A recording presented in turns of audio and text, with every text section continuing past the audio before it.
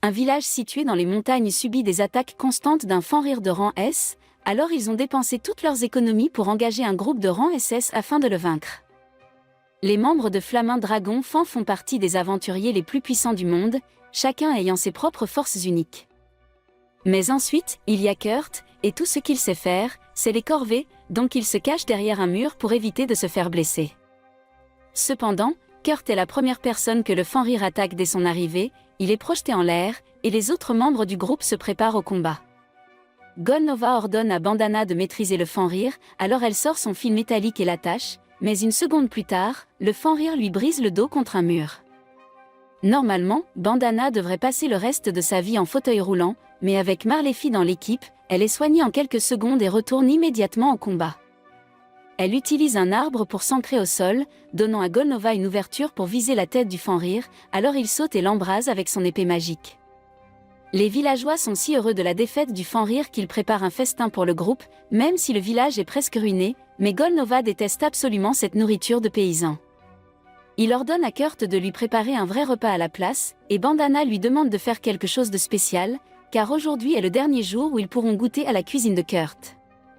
Kurt ne comprend pas ce qu'ils veulent dire par là, alors il demande des explications à Golnova, qui lui annonce qu'à partir d'aujourd'hui, il est renvoyé. Kurt ne comprend pas pourquoi il le renvoie, alors il demande à Golnova s'il a fait quelque chose de mal, mais celui-ci répond que le problème, c'est que Kurt ne fait pas assez. Bien sûr, il s'occupe des corvées du groupe, mais à part ça, il est totalement inutile en combat, et comme les groupes ne peuvent comporter que 4 membres, s'ils veulent devenir plus forts, ils doivent remplacer Kurt par un mage puissant ou au moins quelqu'un capable de se défendre. Kurt le supplie de le laisser rester dans le groupe, mais Golnova lui donne un coup de pied dans le ventre car il en a assez d'entendre Kurt se lamenter. Ils n'ont plus besoin de lui, et c'est définitif. Le lendemain, Kurt quitte le village seul, sans destination et avec un porte-monnaie plus vite que l'abîme. Kurt arrive finalement dans la ville de Semela, et il ne lui reste que quelques pièces, donc il doit vraiment trouver un nouvel emploi rapidement. Il trouve une agence d'intérim et décide de tenter sa chance, alors il entre et est accueilli par la réceptionniste. Elle lui demande s'il est là pour embaucher quelqu'un ou pour chercher un travail, et après que Kurt lui dit qu'il est là pour trouver un emploi, elle l'informe qu'elle devra réaliser un entretien et un test d'aptitude. D'abord, elle lui demande des informations de base comme son nom, son âge et son village d'origine. Il lui répond que son nom est Kurt Requin, qu'il a 15 ans et qu'il vient du village de As, dans les montagnes Shin. Kyoshil n'avait aucune idée qu'il existait un village dans ces montagnes, mais elle continue et lui demande quelle est son expérience professionnelle. Kurt lui dit qu'il faisait partie du groupe Flaming Dragon Fan, mais que tout ce qu'il faisait pour eux, c'était des corvées de base, et qu'il a récemment été renvoyé. Kyoshil est surprise d'apprendre que Kurt faisait partie d'un groupe de rang S, et même s'il n'y faisait pas grand-chose, le fait que le nom du groupe figure sur sa candidature l'aidera certainement à trouver un nouveau travail. Kurt est content de l'entendre, et maintenant, il ne lui reste plus qu'à passer le test d'aptitude pour que Kyoshil puisse déterminer ses points forts et ses faiblesses. Les aptitudes dans ce monde sont des dons accordés par Dieu, et si Kurt a de la chance, il pourrait découvrir un talent caché aujourd'hui. Les aptitudes sont classées du rang G jusqu'au rang S. Et la différence entre les rangs est telle que quelqu'un avec une aptitude en maniement de l'épée de rang G aurait à peine la force de manier une épée, tandis qu'une personne avec une aptitude de rang A pourrait fendre un rocher en 200 efforts. Kurt est enthousiaste à l'idée de découvrir s'il a un talent, mais malheureusement, toutes les aptitudes de combat sur sa fiche sont notées rang G, donc il n'a aucun espoir de décrocher un rôle de combattant. Kurt perd aussitôt tout espoir, mais Kyoshi lui dit qu'il a encore une chance d'avoir une bonne aptitude dans un métier, comme l'alchimie ou la forge. Cependant, le technicien chargé des tests d'aptitude artisanale est actuellement en vacances, donc Kurt devra revenir la semaine prochaine pour être évalué. Kurt lui dit qu'il ne tiendra pas jusque-là, car il est à un seul pain de se retrouver complètement sans le sou, et qu'il a vraiment besoin de trouver un travail aujourd'hui. Kyoshil comprend la situation de Kurt, alors elle lui demande d'essayer de soulever un des sacs de sable là-bas. Kurt tente le coup, et en posant les mains sur le sac, il ressent une sensation étrange, comme si le sable avait aspiré une partie de son mana. Quoi qu'il en soit, il soulève le sac, et puisqu'il est assez fort pour faire cela, Kyoshil pense qu'il devrait être capable de supporter un travail dans la construction. Elle lui dit que le margravia de Takon recrute actuellement des ouvriers pour aider à réparer les murailles de la ville, donc Kurt devrait pouvoir y décrocher un emploi si elle lui écrit une lettre de recommandation. Kurt lui est reconnaissant pour son aide, alors il se met immédiatement en route pour rencontrer le margrave. Le margrave lit la lettre indiquant que Kurt souhaite travailler ici, mais honnêtement, il ne pense pas que Kurt ait l'air capable de supporter un travail de construction. Mais d'un autre côté, il a besoin de toutes les mains disponibles, alors il décide de donner une chance à Kurt. Il lui dit de préparer du ciment et de l'utiliser pour réparer le mur, et que sa paie sera déterminée en fonction de la quantité de travail fourni. Le margrave repassera plus tard pour vérifier l'avancement de Kurt, et il lui dit qu'il a intérêt à se mettre au travail rapidement, car s'il n'a pas utilisé au moins la moitié d'un tonneau de ciment d'ici son retour, sa rémunération sera faible. Kurt aimerait poser une question, car le margrave n'a jamais mentionné le fait d'infuser du mana dans le ciment pour le renforcer, mais il décide de ne rien dire, car cela doit être une connaissance de base. Il est tout de même surpris que le quota soit seulement la moitié d'un tonneau de ciment, car cela lui semble bien trop facile, alors Kurt décide d'utiliser autant de ciment que possible avant que le margrave ne revienne. Lorsque le margrave revient, il est stupéfait de voir que Kurt a déjà terminé une section entière du mur. Kurt s'excuse car il aurait pu en faire plus, mais il est tombé à court de ciment à mi-chemin. Le margrave a encore du mal à croire que Kurt ait vraiment réparé plus d'un tiers de l'immense mur ouest, alors il lui demande comment il a fait pour réparer le sommet du mur, et Kurt explique qu'il a simplement lancé le ciment là-haut et utilisé son bâton pour lisser. Normalement, le margrave aurait traité Kurt de menteur, car cela semble impossible, mais il est évident que Kurt y est parvenu, donc il doit dire la vérité. Il demande à Kurt combien de temps il compte travailler ici, et Kurt répond qu'il a juste besoin de ce travail pour une semaine, ce qui réjouit le margrave. Il dit à Kurt qu'il en a fait assez pour aujourd'hui et qu'il peut rentrer chez lui maintenant. Il n'a pas assez d'argent sur lui pour le payer pour tout le travail effectué, alors il lui remet une petite bourse de pièces et promet de lui envoyer le reste via l'agence d'intérim. Kurt est stupéfait, car même cette petite bourse contient plus d'argent qu'il n'aurait jamais pu gagner lorsqu'il travaillait pour le groupe de héros. Au cours des jours suivants, Kurt continue de travailler dur à la réparation du mur, mais soudainement, le margrave lui annonce qu'il est renvoyé. Kurt demande pourquoi, alors le margrave lui explique que les réparations du mur étaient censées fournir du travail aux personnes vivant dans la pauvreté, mais que Kurt est bien trop efficace s'il continue à travailler ici, il ne restera plus de travail pour les autres. Il n'en veut pas à Kurt ou quoi que ce soit, mais d'après ce qu'il a vu, les capacités de Kurt sont d'au moins rang double S, voire rang triple S, donc il serait bien mieux placé à la capitale royale ou ailleurs. Il remet à Kurt une somme d'argent en guise de compensation pour ce renvoi soudain, puis s'en va, mais Kurt a totalement mal interprété la situation et pense que le margrave voulait simplement se débarrasser de lui parce qu'il est un mauvais travailleur. Il retourne à l'agence d'intérim et retrouve Kilshel pour lui dire qu'il a été renvoyé, et qu'il faudra encore attendre quelques jours avant que ses aptitudes artisanales puissent être évaluées. À ce moment-là, j'entends une agitation du côté de l'accueil, et on dirait qu'une fille essaie de faire publier une annonce de recrutement, mais la réceptionniste lui dit que personne n'acceptera de travailler dans des conditions aussi mauvaises avec ce qu'elle propose. Malgré cela, la jeune fille insiste pour que la réceptionniste tente tout de même de trouver quelqu'un, et elle commence à causer un vrai désordre, alors Kilshel se dirige vers elle pour comprendre le problème. La collègue de Kilshel lui explique que cette fille souhaite recruter un mineur pour creuser dans une montagne encore inexplorée, mais elle refuse de proposer une avance de paiement et insiste pour ne payer que si l'excavation réussit. Kilshel est d'accord pour dire que personne de sain d'esprit n'accepterait de telles conditions, alors elle essaie de convaincre la jeune fille d'engager des investisseurs pour développer la mine. Mais la fille explique qu'elle ne peut pas faire ça, car si elle ne paie pas les taxes d'ici la fin de la semaine, sa mine sera saisie. C'est alors que Kurt s'approche et dit qu'il est assez fou pour accepter un travail comme celui-là.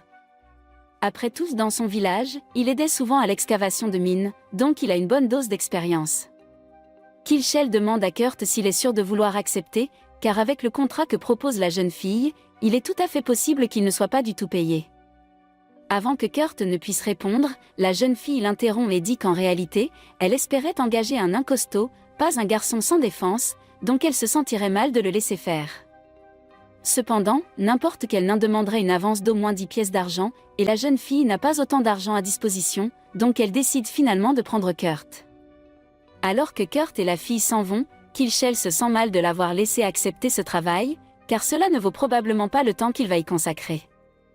Honnêtement, elle pense que Kurt serait mieux payé s'il travaillait dans un bordel, car elle paierait volontiers une grosse somme pour passer la nuit avec lui. Pendant qu'elle rêve éveillée à propos de Kurt, sa collègue attire son attention et lui dit qu'un virement bancaire vient d'arriver. Apparemment, c'est l'argent que le margrave avait promis d'envoyer en compensation pour tout le travail que Kurt a accompli sur le mur. Kilchel s'attendait à quelque chose comme 50 pièces d'argent, mais c'est en réalité un chèque de 200 pièces d'or, ce qui représente une énorme somme. Elle est tellement choquée que Kurt ait pu gagner autant d'argent qu'elle trébuche accidentellement sur les sacs de sable posés au sol. Sa collègue s'approche et lui dit de faire attention avec ces sacs, car ce ne sont pas des sacs de sable ordinaires. Ils sont en réalité utilisés pour mesurer la quantité de mana qu'une personne possède, et ils sont censés devenir plus lourds quand quelqu'un avec une grande réserve de mana les touche. Ils ne réagissent généralement pas aux gens normaux, donc Kilchel peut les soulever assez facilement, mais elle se rappelle avoir vu Kurt lutter énormément pour en soulever un il y a quelques jours, alors elle commence à se demander s'il était vraiment un simple garçon ordinaire. Pendant ce temps, Kurt et Ulycia traversent la forêt pour rejoindre son campement, mais une fois arrivés, Kurt est un peu inquiet car il n'y a qu'une seule tente. Ulycia lui dit que la tente est assez grande pour qu'ils dorment tous les deux à l'intérieur, mais Kurt lui répond qu'il ne pourra jamais dormir s'il est allongé à côté d'une fille aussi mignonne. En entendant Kurt la traiter de mignonne, Ulycia se fâche un peu, pensant qu'il essaie juste de la flatter, mais Kurt lui dit qu'il le pense vraiment. Ulycia réalise que Kurt était sincère, alors elle se détend et lui tend une pomme de terre pour le dîner. C'est juste une simple pomme de terre bouillie, mais cela fait si longtemps que quelqu'un n'a pas cuisiné pour Kurt qu'il l'apprécie énormément. Il est aussi reconnaissant qu'Ulycia s'assoie avec lui pour manger, car Golnova et les autres membres du groupe de héros refusaient toujours que Kurt mange dans la même pièce qu'eux. Plus tard dans la nuit, Kurt et Ulycia vont se coucher, mais Kurt a du mal à trouver le sommeil car Ulycia est allée se coucher en sous-vêtements. Il sait qu'il ne pourra jamais dormir dans cet état de tension, alors il décide de quitter la tente pour la nuit et de dormir dehors. Une fois que Kurt sort de la tente, Ulycia ouvre les yeux, car elle faisait simplement semblant de dormir. Elle est allée se coucher en sous-vêtements volontairement pour voir si Kurt était le genre de personne à profiter d'elle pendant son sommeil, mais maintenant, elle sait qu'il est quelqu'un de bien. Le lendemain matin, Ulycia se réveille et sort de la tente. Elle trouve Kurt endormi près d'un arbre, et elle se sent un peu coupable de l'avoir forcé à dormir dehors, mais elle remarque alors que sa veste a été réparée. Kurt se réveille peu après, alors Ulycia lui demande si c'est lui qui a réparé sa veste, et il le confirme. Elle est impressionnée par son talent en couture, et elle commence à se demander s'il sera vraiment aussi bon en minage. Mais il est trop tard pour chercher quelqu'un d'autre, donc il ferait mieux de commencer à travailler. Kurt demande à Ulycia si elle a déjà choisi un endroit pour commencer à creuser, mais elle comptait simplement creuser au hasard et prier pour trouver des minerais de valeur. Kurt lui dit qu'elle ne trouvera jamais rien en procédant ainsi, et qu'il connaît justement une méthode bien plus efficace. Il emmène Ulycia vers une section de la montagne, et après avoir observé les environs pendant un moment, il trouve un rocher rempli de gemmes. Ulycia est choquée qu'il l'ait trouvé si facilement, mais en quelques minutes à peine, Kurt a localisé toutes les gemmes de cette partie de la montagne. Ulycia a du mal à y croire, car si elle vend toutes ces gemmes, elle pourra rembourser sa dette, mais Kurt lui dit qu'elle ne peut pas les vendre. Ulycia réalise qu'il a raison, puisqu'il a trouvé toutes les gemmes, donc c'est à lui que revient l'argent, mais ce n'est pas ce qu'il voulait dire. Il essayait simplement de lui expliquer que les gemmes auront beaucoup plus de valeur s'il les transforme d'abord en cristaux magiques. Kurt a raison à ce sujet, mais Ulycia lui dit qu'il n'y a que 10 mages dans tout le royaume suffisamment compétents pour transformer des gemmes en cristaux magiques. Mais pendant qu'elle disait tout cela, Kurt vient justement de terminer de transformer une gemme en cristal magique. Ulycia est trop stupéfaite pour dire quoi que ce soit, car non seulement Kurt a créé un cristal magique, mais il l'a fait instantanément, alors que même les mages les plus expérimentés mettent au moins 1 heure pour fabriquer un seul cristal magique. Après avoir terminé la transformation de toutes les gemmes en cristaux, Kurt accepte de laisser Ulycia aller les vendre. Elle part donc en ville pendant qu'il reste sur la montagne, car il a encore quelques petites choses à terminer. Ulycia se rend à l'agence douanière de la ville et leur dit qu'elle souhaite vendre des cristaux magiques dans la capitale royale. Mais les cristaux magiques sont incroyablement précieux, alors l'agent lui demande d'où elle les a obtenus. Il ne la croirait jamais si elle lui disait qu'un garçon ordinaire les a créés, alors elle brandit son insigne de la famille royale pour qu'il arrête de poser des questions. C'est en quelque sorte un bluff, puisqu'elle a arrêté de travailler pour la famille royale il y a quelque temps et qu'ils ont juste oublié de lui reprendre son insigne, mais ça fonctionne, alors l'agent des douanes lui permet d'utiliser le cercle de téléportation pour se rendre à la capitale. Une fois sur place, elle se rend à la boutique d'une vieille amie et dit à Mimiko qu'elle a quelques gemmes magiques à vendre. Mimiko les examine, et au début elles ne semblent pas valoir grand-chose, mais en y regardant de plus près, elle découvre qu'elles contiennent 10 fois plus de mana que la normale, ce qui fait que ces cristaux valent 10 pièces d'or chacun. Elicia est sans voix, car Kurt lui en a donné 50, alors Mimiko lui tend simplement un sac contenant 500 pièces d'or. Mais avant qu'Elicia ne parte, Mimiko a 2 demandes à lui faire. Premièrement, elle veut qu'Elicia promette de ne vendre des cristaux de ce genre que dans cette boutique, car ce serait un désastre si des cristaux aussi puissants circulaient sans régulation. Et deuxièmement, elle veut connaître le nom de la personne qui a créé ces cristaux. Elicia accepte la première condition, mais dit qu'elle ne peut pas donner le nom du créateur des cristaux sans lui avoir demandé la permission. Mimiko est une mage de cour au service de la famille royale, donc elle essaie d'utiliser son statut pour ordonner à Elicia de révéler l'identité du mystérieux mage, mais Elicia ne travaille plus pour la famille royale, donc elle n'est pas obligée d'obéir. Mimiko comprend qu'elle n'arrivera pas à convaincre Elicia de lui donner les informations sur Kurt, alors elle lui demande au moins de veiller à ce qu'il ne parte pas dans un autre royaume. Elle veut aussi qu'Elicia lui dise que s'il accepte de travailler pour la famille royale, Mimiko est prête à lui accorder le titre de comte ainsi qu'un accès complet au laboratoire royal de recherche et à tous ses avantages. Elicia quitte ensuite la boutique de Mimiko, et le lendemain matin, elle retourne à la montagne pour retrouver Kurt, mais elle est choquée de découvrir que Kurt a construit une véritable maison pendant son absence. C'était la fin de l'épisode 1. Abonnez-vous pour ne pas manquer la suite. Cela mis de côté, Yulisha explique qu'une de ses amies souhaite engager Kurt en tant que mage royal. S'il accepte le poste, il sera traité comme un noble, ce qui signifie qu'il bénéficiera d'un bon salaire avec des avantages, quoi qu'il arrive. Kurt a du mal à croire qu'on lui propose réellement un emploi aussi prestigieux, mais Yulisha lui assure qu'il s'agit d'une véritable offre. Elle lui demande ce qu'il souhaite faire, mais Kurt répond qu'il va refuser. Yulisha n'en revient pas que Kurt puisse refuser, car n'importe qui sauterait sur l'occasion de devenir mage royal, et moi aussi je suis choquée, car la raison de Kurt pour refuser est stupide. Il pense qu'il ne mérite pas une position qui le place au-dessus des autres, et il espère toujours redevenir le garçon à tout faire du dragon flamboyant, même s'il doit les supplier pour être réintégré. En parlant du dragon flamboyant, ils sont en train de se faire écraser par un monstre arbre. Golnova ne peut pas utiliser sa magie de feu pour une raison inconnue, alors il demande à Marlophus de le soigner. Elle essaie de le faire depuis un bon moment déjà, mais sa magie de soin ne fonctionne pas comme d'habitude. Golnova demande au nouveau de lancer de la magie de feu pour abattre l'arbre, mais le nouveau ne sait pas utiliser la magie de feu et de toute façon, c'est censé être le rôle de Golnova. La cohésion du groupe est complètement détruite sans Kurt pour les maintenir unis, et Bandana est le seul à se rendre compte que l'équipe est en train de s'effondrer. Revenons à Kurt, son travail actuel est toujours d'aider Yulisha à extraire des gemmes ici, et il lui dit qu'il a trouvé une bonne veine de gemmes hier, ce qui lui permettra d'en récupérer beaucoup plus pour elle. Yulisha est reconnaissante pour son enthousiasme, mais elle s'inquiète que Kurt soit fatigué à cause de tout le travail qu'il a fait hier. Cependant, il lui dit de ne pas s'inquiéter car il a dormi 6 heures la nuit dernière. Yulisha est choquée d'entendre cela et commence à faire des calculs mentaux pour comprendre comment Kurt a pu construire une maison entière et malgré tout dormir 6 heures. Mais Kurt interprète cela comme si Yulisha était fâché qu'il ait trop dormi, alors il s'excuse et dit qu'il va compenser sa paresse.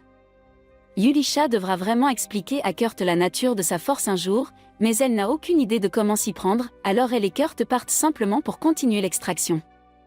Kurt guide Yulisha jusqu'à l'endroit qu'il a trouvé, et bien que cela ressemble à une simple section de forêt, Kurt lui dit qu'elle devrait pouvoir y trouver de bonnes gemmes. Cependant, il la prévient de ne pas creuser au-delà de 500 mètres, comme si c'était quelque chose qu'on pouvait faire par accident. Il commence alors à s'éloigner, alors Muleisha lui demande où il va, et Kurt explique qu'il se rend dans un autre site d'extraction et qu'il la retrouvera plus tard. Muleisha passe toute la journée à creuser, à la tombée de la nuit, elle finit par trouver un énorme topaze. Elle a déposé toutes les pièces d'or issues des gemmes magiques sur le compte de Kurt, car c'est lui qui les avait trouvées, mais comme elle a trouvé celle-ci elle-même, elle peut utiliser les bénéfices pour payer ses impôts. Elle pourrait probablement convaincre Kurt de transformer cette pierre en gemme magique pour gagner encore plus d'argent, mais elle décide de ne pas le faire car elle ne veut pas profiter de la gentillesse de Kurt. En parlant de Kurt, elle décide d'aller voir comment il s'en sort. D'après ce qu'elle a vu jusqu'à présent, elle savait qu'il allait en faire trop, mais elle ne s'attendait pas à ce qu'il ait construit tout un réseau de tunnels en 8 heures. Kurt finit par sortir et il dit à Muleisha que malheureusement, il n'a pu trouver qu'un peu des gemmes qu'il cherchait. Tout le reste qu'il a trouvé, c'était juste un tas de pierres inutiles, donc il prévoit de les jeter une fois qu'il aura terminé ici. Muleisha jette un œil au chariot de pierre, et ces pierres ont l'air un peu trop jolies pour être sans valeur, alors elle lui demande ce que c'est. Kurt explique que ce sont des minerais de mithril, mais dans le village de Kurt, le mithril était tellement courant dans les mines qu'on le jetait généralement dès qu'on en trouvait. Muleisha est sans voix après ce qu'elle vient d'entendre, et en plus de vouloir savoir de quel genre de village Kurt vient, elle lui demande quelle gemme il cherchait s'il considère le mithril comme des déchets. Kurt sort une petite pierre et lui dit qu'il cherchait de l'oricalque, mais qu'il n'a réussi à en trouver qu'assez pour remplir une petite boîte. L'oricalque est connu comme le métal des dieux, donc même un seul gramme vaut des millions, et Kurt en a simplement trouvé une boîte comme si de rien n'était. Muleisha n'avait aucune idée qu'on pouvait même trouver de l'oricalque dans un endroit comme celui-ci, mais Kurt lui dit qu'on peut en extraire partout, il suffit juste de creuser à 8 km sous terre pour l'atteindre. Muleisha décide que c'est suffisant pour aujourd'hui, et puisque le topaz qu'elle a trouvé couvrira ses impôts, son contrat avec Kurt est terminé. Cela signifie que Kurt doit commencer à chercher un autre travail, car personne ne lui a encore dit qu'il a une montagne d'or sur son compte en banque. Alors qu'il se rend à l'agence, Kurt croise Bandana et il est heureux de la voir, mais il lui demande ce qu'elle fait ici. Bandana lui dit qu'elle ne fait plus partie du dragon flamboyant, mais il y a un peu plus à l'histoire que cela.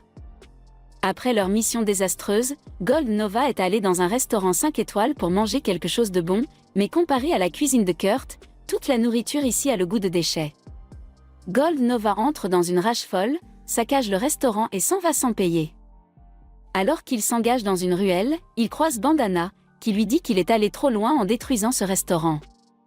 Cependant, tout ce qui intéresse Gold Nova, c'est de manger quelque chose de bon, alors il ordonne à Bandana d'aller chercher Kurt et de le forcer à revenir, même s'il faut lui briser les os pour cela. Gold Nova perd clairement la tête, donc Bandana ne cherche pas à discuter avec lui. Elle lui arrache simplement son cristal de téléportation et s'enfuit de la ruelle. En s'éloignant, elle aperçoit les gardes de la ville qui approchent de l'endroit où se trouve Gold Nova, et sans son cristal de téléportation, il va sans aucun doute être arrêté pour ce qu'il a fait au restaurant. De plus, Marlophus a été convoqué par l'église, donc le groupe du dragon flamboyant est officiellement dissous. Cependant, elle ne mentionne pas tous les détails concernant la folie de Gold Nova. Kurt est déçu d'apprendre que le dragon flamboyant a été dissous, car cela signifie qu'il ne pourra plus le réintégrer, mais Bandana ne comprend pas pourquoi il voudrait y retourner en premier lieu. Kurt explique qu'il doit beaucoup à Gold Nova, et il ne se rend toujours pas compte à quel point ce dernier était odieux, donc il est vraiment triste de ne plus pouvoir travailler avec lui. Bandana, en revanche, ne s'est jamais soucié de Gold Nova, puisqu'il n'était qu'une couverture pour lui permettre de garder un œil sur Kurt. Quoi qu'il en soit, comme Kurt se rendait à l'agence, Bandana pense qu'on peut supposer qu'il cherche un travail, et si c'est le cas, elle a quelque chose de parfait pour lui. Une de ses amies cherche justement quelqu'un pour l'aider dans son atelier ces derniers temps, et cela devrait être un bon poste puisque cette amie est maîtresse d'atelier. Il n'y a que quelques maîtres d'atelier dans le monde, et ils sont tous incroyablement importants, leur influence étant comparable à celle d'un vicomte. Bandana demande à Kurt s'il veut accepter le poste, et il répond que ce serait avec plaisir, alors elle lui remet une carte et l'envoie en route. Finalement, Kurt arrive à l'atelier de la maîtresse, mais il est un peu confus, car l'endroit ressemble à une simple maison de barrage ordinaire. Il frappe à la porte, et une petite fille elfe lui ouvre. Au début, Kurt est un peu choqué, car il ne s'attendait pas à ce que la maîtresse d'atelier soit une si petite fille, mais Michel lui explique qu'elle est en réalité l'assistante de la maîtresse. Dans ce cas, Kurt lui dit qu'il est là pour un travail, et Michel est ravie de l'entendre, car elle a besoin de toute l'aide possible. Elle conduit Kurt jusqu'à la cuisine, et dès qu'il y met les pieds, il sent une odeur aussi atroce que celle du fond des mers. Michel s'excuse pour l'état du lieu, mais la maîtresse l'a fait travailler sans arrêt, alors elle n'a pas encore eu l'occasion de vraiment faire le ménage. À ce moment-là, la maîtresse appelle Michel, alors elle s'enfuit en courant et demande à Kurt de l'aider à nettoyer la cuisine. Kurt est un peu déçu, car il pensait pouvoir assister la maîtresse d'atelier, mais les tâches ménagères sont assez simples pour lui, alors il se met au travail. 30 minutes plus tard, Kurt a nettoyé toute la cuisine, et Michel ne lui a pas vraiment dit ce qu'il devait faire ensuite, alors il commence à errer dans les couloirs à sa recherche.